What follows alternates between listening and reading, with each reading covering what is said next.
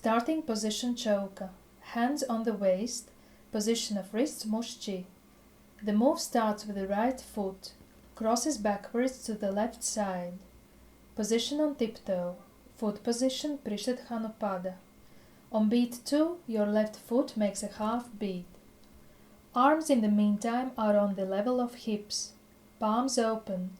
The position of wrist pataka, and simultaneously with the movement of feet rise up. On beat 3, right leg makes a sliding beat with the foot. From beat 4 to 6, Chauka 3 is repeated. Arms are raised above the head with palms up. The same is done with the left foot. Arms in the meantime return to the level of hips with palms up.